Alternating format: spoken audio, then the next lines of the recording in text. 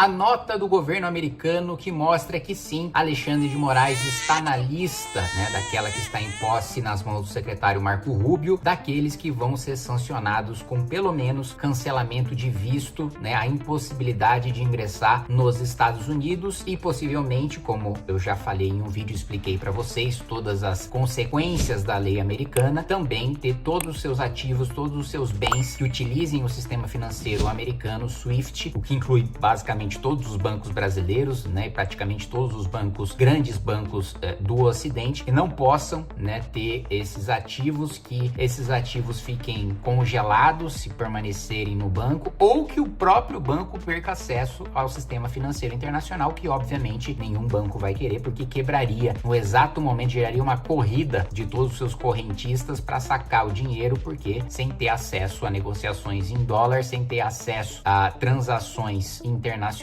nenhum grande banco sobrevive hoje. Bom, dito isso, fica claro agora pela nota, primeiro, refutar o argumento, utilizado, a mentira, utilizada pela imprensa brasileira, pelo próprio governo brasileiro, pelo Supremo Tribunal Federal, pelos parlamentares de esquerda, de que a decisão do governo americano seria uma interferência na nossa soberania, seria uma interferência nas decisões da justiça brasileira, seria uma interferência na política brasileira e uma tentativa do governo americano de se intrometer onde não deve. Isso está sendo assim objetiva, clara e diretamente refutado pela nota que eu vou ler aqui junto com vocês, e deixa muito claro também que sim, o alvo mais claro dessas sanções é o ministro Alexandre de Moraes. Vamos lá então para a nota do governo americano. Não nos posicionamos quanto à aplicabilidade das várias ordens e demais documentos judiciais que ordenam que a Rumble atue dentro do território brasileiro, o que é uma questão de direito brasileiro,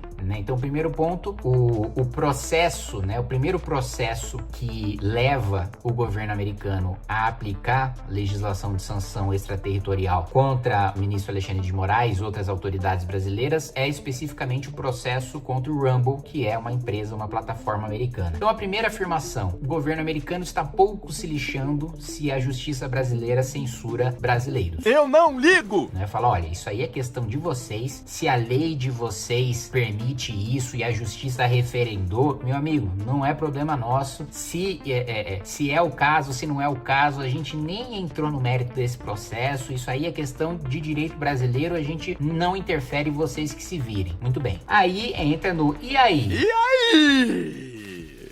Onde é que entram os americanos, então? No entanto, na medida em que esses documentos ordenam que a Rumble realize ações específicas nos Estados Unidos, respeitosamente informamos que tais determinações não são ordens judiciais execuíveis nos Estados Unidos. Segundo o direito internacional consuetudinário, um Estado não pode exercer jurisdição ou aplicar a lei no território de outro Estado sem o consentimento deste. Reformulação, 4ª edição do Direito das Relações Exteriores dos Estados Unidos, seção 432, Instituto Americano de Direito 218. Ver também, nota dos relatores, a jurisdição para execução inclui o desempenho de funções governamentais coercitivas. Exemplos incluem a entrega de processos obrigatórios, a condução de investigações policiais ou administrativas, a tomada de depoimentos e declaração de testemunhas e a execução de uma ordem para a produção de documentos. Basicamente, o que o governo americano esclarece é o seguinte: a partir do momento em que, com base em leis brasileiras, a justiça brasileira ordena que o Rumble tome uma providência que implica em o Rumble tomar uma atitude em território americano, aí os Estados Unidos esclarecem uma obviedade do direito internacional. Eu só sou obrigado, enquanto país, a acatar a decisão judicial de outro país se eu assinei um tratado internacional dizendo que, para hipóteses X, Y, Z, decisões desse outro país com quem eu tenho um tratado assinado também se aplicam no meu e vice-versa. Ou Ou seja, quando existe um tratado dizendo que, olha, entre os Estados Unidos e o Brasil, outros países, nós concordamos que, na hipótese de crime, por exemplo, de terrorismo, uma decisão da justiça brasileira pode ser executada em território americano contra um americano.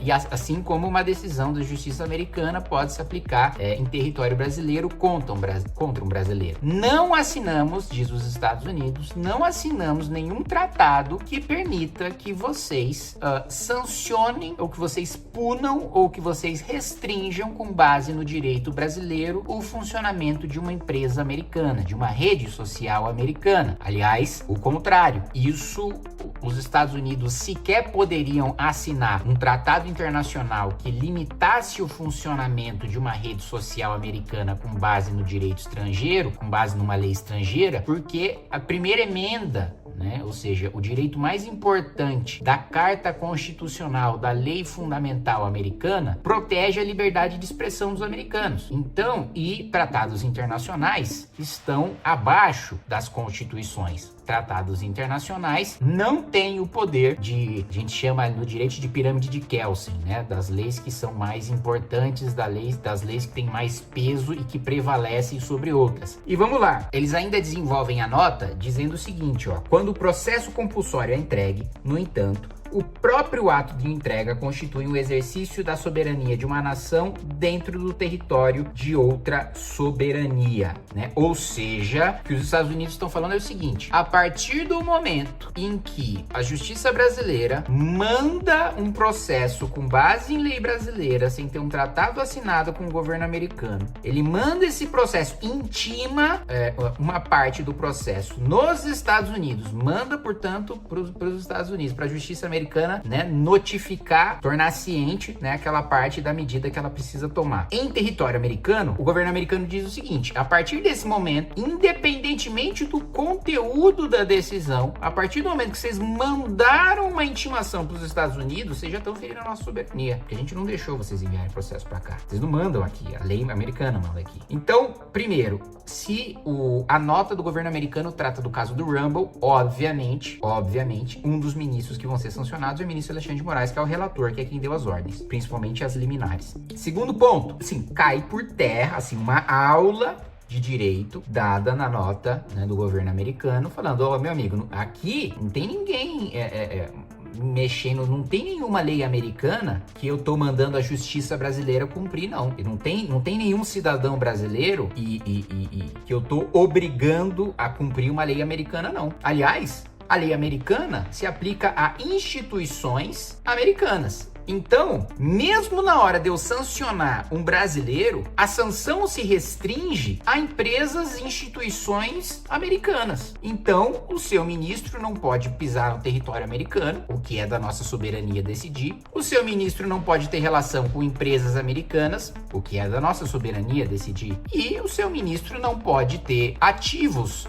ou aliás, o banco que mantém ativos do ministro sancionado não pode ter acesso ao sistema financeiro americano. Então eu estou tomando decisões única e exclusivamente em relação a institutos americanos, a empresas americanas, a cidadãos americanos e ao território americano. Se o ministro quiser deixar o patrimônio dele, num banquinho de esquina que não tem acesso ao sistema SWIFT, Banco Brasileiro, Ministro Brasileiro, Sistema Financeiro Brasileiro. Se ele quiser ir para a Europa, território europeu, lei europeia, cidadão brasileiro, nós estamos tomando uma decisão com base numa lei americana que se aplica apenas para quem tem relação com os Estados Unidos. Apenas, Ninguém tem relação com os Estados Unidos. Se é uma relação Brasil-Brasil, o ministro faça o que quiser da vida dele. Agora, não é culpa nossa que o ministro de vocês tem dinheiro em bancos brasileiros que utilizam o sistema SWIFT. Eu não obrigo vocês a usarem o sistema SWIFT. Vocês usam porque vocês não têm outro. Então é isso.